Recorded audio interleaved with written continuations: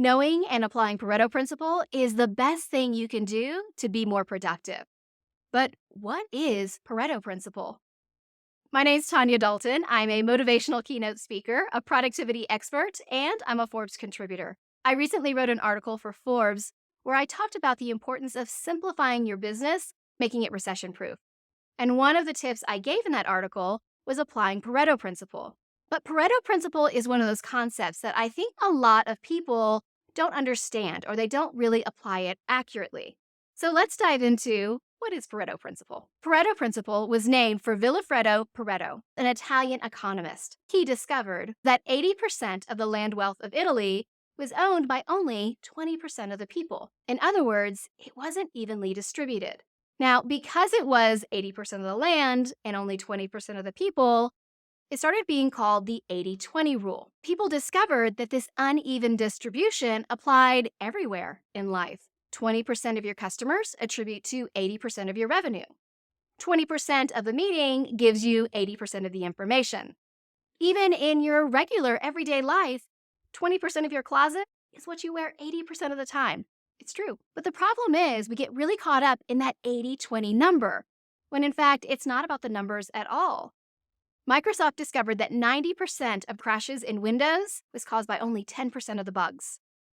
90% of traffic is caused by only 10% of the drivers who aren't following the rules. And somehow I'm always behind those drivers. So maybe we should call it the 90-10 rule instead of the 80-20. But then we know in the airline industry, 70% of the revenue comes from about 30% of the routes. In the music industry, 50% of its revenue comes from only 10% of the artists. So do we call it 80-20, 90-10, 70-30, 50-10? 50-10 doesn't even equal 100. And that's my point. It's not about the numbers. It doesn't even have to equal 100. It's the concept that most things in life are not evenly distributed. Let me show you what I mean. We know that results and effort is linked, and we assume it's a direct correlation. So we assume it's going to be a straight line like this. But if we take the time to track our results and effort, we'll find it's not a straight line at all. In fact, it's very, very curved and looks like this. It's less effort gets you those same results. And that's the heart of Pareto Principle. We need to focus in on less to make a greater impact, to have the bigger result. In fact, we call that the vital few. Focusing in on less. The 10% of the information in the meeting that's going to help your team move forward. The 30% of your expense items that are contributing to your bottom line. The 15% of your clients who you love working with and actually bring in the most revenue. But very often we do the exact opposite. And we get caught up in the trivial many. We focus on the 85% of clients who do not bring in a lot of the revenue and contribute probably 90% of the headaches that we have. Or we get caught up in the 70% of the offerings that we have that aren't really contributing to the revenue.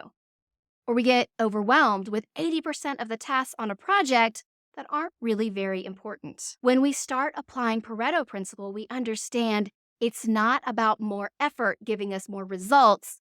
It's all things are not created equal and therefore should not be treated as equal.